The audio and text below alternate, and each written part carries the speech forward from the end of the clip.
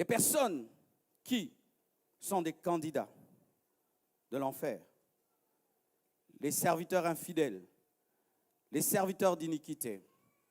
Matthieu 7, versets 21 à 23. Ceux qui me disent Seigneur, Seigneur n'entreront pas tous dans le royaume de Dieu.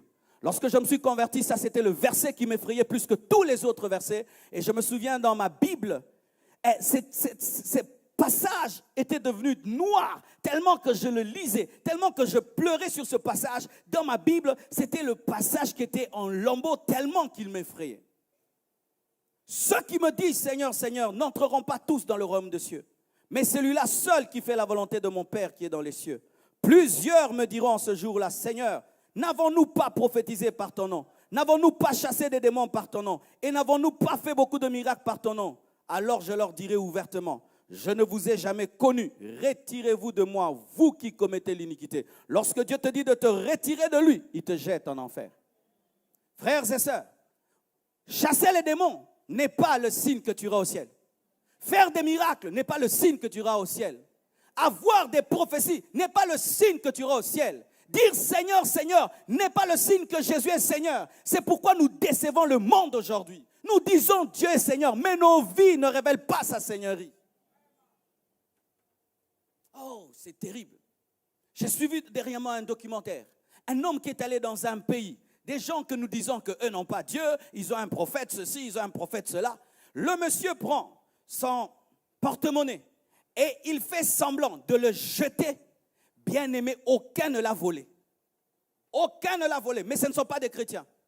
Tous lui disaient, monsieur, tu as fait tomber ton porte-monnaie et lui rendaient. Tous lui rendaient son porte-monnaie, mais c'était dans un pays qui n'est pas chrétien. Et nous disons, ils n'ont pas Dieu, mais aucun d'eux n'a volé son porte-monnaie. Mais des fois dans l'église même, on vole les téléphones. Nous faisons des affaires entre nous et tu roules ton frère. Dire Seigneur n'est pas le signe qu'on marche avec le Seigneur.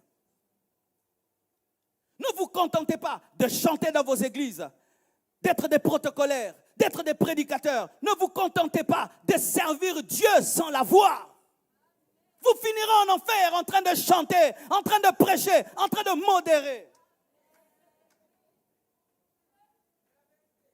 Frères et sœurs, j'ai remarqué ceci.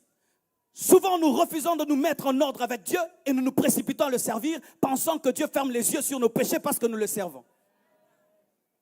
Des fois, tu as une mauvaise vie. Dieu te dit, assis-toi, tu ne vas pas me servir. Tu vis dans le péché, tu ne me sers pas. Mais nous nous précipitons seulement à prêcher, à faire des choses pour Dieu, pour calmer notre conscience. Ce n'est pas parce que Dieu, le pasteur te donne des responsabilités à l'église que Dieu t'en donne. Ce n'est pas parce que le pasteur dit que tu es un bon frère que Dieu le dit. Le témoignage de Job n'est pas venu des hommes, il est venu de Dieu. Les gens peuvent dire que tu es saint, mais tu vis dans l'hypocrisie.